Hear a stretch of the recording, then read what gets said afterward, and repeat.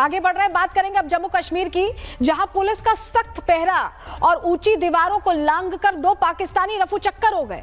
वो सिर्फ भागे नहीं बल्कि सुरक्षा का जाल तोड़कर खाकी पर ऐसा वार किया जिससे हर कोई सन्न है। हाथ में बंदूक, पुलिस वालों पर वार और पलक झपकते ही कैदी फरार। आपको एक एक तस्वीर तफसील से दिखाएंगे और ये भी बताएंगे कि पाकिस्तानी भगोड़े कहां तक दौड़े, कहां तक पहुंचे, कहां पकड़े गए। लेकिन सबसे पहले आपको जरा तस्वीर दिखाते हैं। तस्वीर आपके सामने रख रहे हैं, देखिए आरएसपुरा इलाके में जुवेनाइल ऑब्जर्वेशन होम का ये सीसीटीवी फुटेज है जो हम आपको यहां दिखा रहे हैं। यहां से 2 पाकिस्तानी समेत 3 कैदी फरार हुए थे। हालांकि पुलिस ने इनमें से 2 पाकिस्तानी कैदियों को गिरफ्तार कर लिया, पकड़ लिया है। ये कैदी पंजाब से पकड़े गए हैं, बाकी एक की तलाश अभी चल रही है। पुलिस जगह जगह सर्च ऑपरेशन चला रही है, लेकिन देखिए कैसे ये फुटेज में दिखाई दे रहा है कि अपना अटैकिंग मोड में है, पूरी तैयारी के साथ लग रहे हैं, पिस्तौल भी इनके हाथ में। जेल में बंद ये पाकिस्तानी कैसे फरार हुए, जुवेनाइल ऑब्जर्वेशन होम का क्या कुछ पूरी घटना घटी है, ग्राफिक्स के जरिए इस पर पूरी जानकारी आपको देते हैं। हुआ क्या है जुवेनाइल ऑब्जर्वेशन होम में? दरअसल सोमवार शाम 5:15 बजे 3 कैदियों ने पुलिस पर अटैक कर दिया। बाल गृह केंद्र में तैनात 2 पुलिसकर्मियों पर गोलियां दागी गई और इस दौरान एक कांस्टेबल और एक पुलिस ऑफिसर घायल हो गए। हमले के बाद तीनों कैदी ऑब्जर्वेशन होम से फरार हो गए। हालांकि पुलिस ने दोनों कैदियों को पकड़ लिया, 2 कैदी पकड़े गए, तीसरा अभी फरार है। इन कैदियों में 2 पाकिस्तानी थे और एक स्थानीय निवासी था। 2 पाकिस्तानी पकड़े गए, स्थानीय निवासी अभी फरार है। पाकिस्तानी कैदियों की पहचान ननकाना साहब के रहने वाले एहसान और मुजफ्फराबाद के रहने वाले सनाउल्लाह के रूप में हुई है।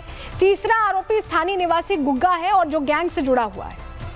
और इसमें से 2 कैदी बालिग हो गए थे पर उन्हें जिला जेल नहीं भेजा गया था, शिफ्ट नहीं किया गया था। पुलिस अदालत को बालिग हो चुके कैदियों की सूची भेज चुकी थी, लेकिन ट्रांसफर की जो प्रक्रिया है वो पूरी नहीं हो पाई थी और ऐसे में इन कैदियों ने उससे पहले ही जेल ब्रेक कर दिया। इस घटना के बाद जांच एजेंसियों ने कैसे पाकिस्तानी कैदियों पर शिकंजा कसा है और इस वक्त ऑब्जर्वेशन होम की सुरक्षा कैसी है, ताजा हालात क्या है, हमारे सहयोगी की रिपोर्ट आपको दिखाते हैं। हमें जो सूत्र बता रहे हैं कि सेंट्रल पंजाब यानी कि लुधियाना के आसपास से इनकी गिरफ्तारी हुई है। गिरफ्तारी आज दोपहर ही हो गई है। अब जम्मू कश्मीर पुलिस ये कोशिश कर रही है कि इनकी ट्रांजिट रिमांड ली जाए।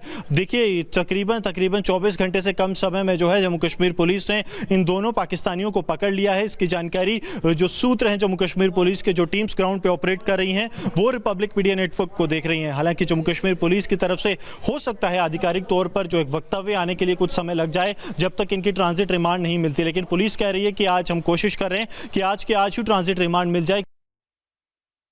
बड़ा सवाल ये उठता है कि बाल सुधार गृह में इन कैदियों के पास गन कहां से आई। इस मामले की जांच चल रही है। बहरहाल इस मामले में हुई लापरवाही को लेकर 6 पुलिसकर्मियों को डीजीपी ने सस्पेंड भी कर दिया है। कैदियों की तलाश में सर्च ऑपरेशन तेजी से चल रहा है। 2 पकड़े गए, हमने आपको बताया, सुरक्षा कड़ी कर दी गई है।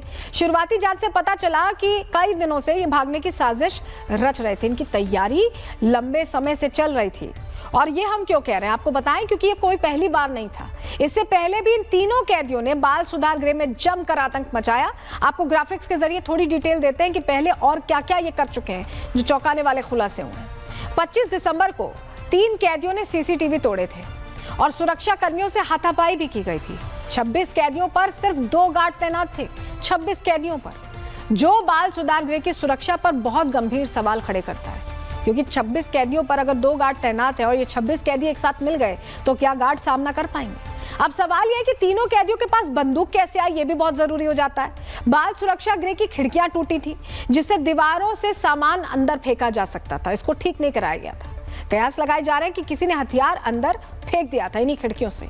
कोई है जो इन कैदियों की भागने में मदद कर रहा था।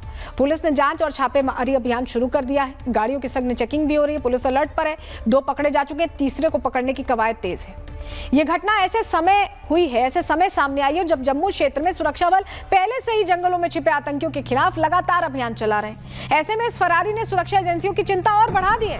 हालांकि सुरक्षा बल और पुलिस की संयुक्त टीम मिलकर गहन तलाशी अभियान अभी भी चला रही है। अभी भी एक कैदी फरार है जिसकी तलाश पुलिस कर रही है। 2 पकड़े जा चुके हैं, लेकिन किसकी मदद से गए, अब ये जो 2 पकड़े गए हैं उनसे खुलासा होने की पूरी संभावना दिखती है। इस मामले में एक और बड़ी खबर सामने आई। करणजीत सिंह उर्फ गुग्गा की मां गायब हो गई हैं। ये तीसरा कैदी था जो साथ में फरार हुआ। तो क्या ये सारा खेल प्लानिंग के तहत हुआ है? इसी से जुड़ी हमारी सहयोगी गुरसिमरन की रिपोर्ट आपको दिखा रहे हैं। आरएसपुरा के दबलैड में मौजूद हैं और ये वही घर है जो कि करणजीत गुग्गा का घर है। यहाँ पर जो है कल पुलिस ने, जैसे ही पुलिस को जानकारी मिली कि वहाँ पर जुवेनाइल होम ब्रेक हुआ है, एहसान और सनाउल्लाह 2 पाकिस्तानियों के साथ गुग्गा जो है वो फरार है और उसका वीडियो भी सामने आया जहाँ वो पुलिस पर फायरिंग करता दिख रहा है। तो उसके बाद पुलिस टीम्स यहाँ पर पहुंची, लेकिन यहाँ जो दबलैड में गुग्गा का घर है वो घर पुलिस को बंद मिला। उसकी माँ जो है वो भी यहाँ से गायब है। यहाँ पर आप देखिए कि बाहर भी ताला लगा था, हालांकि पुलिस की टीम्स जो हैं वो इस ताले को तोड़कर अंदर गई, लेकिन अंदर यहाँ से अगर सरजीवन आपको छोटी सी जगह से दिखा पाएँ तो आप देखेंगे कि अंदर जो कमरे हैं वहाँ पर भी बंद हैं वो पूरी तरह से।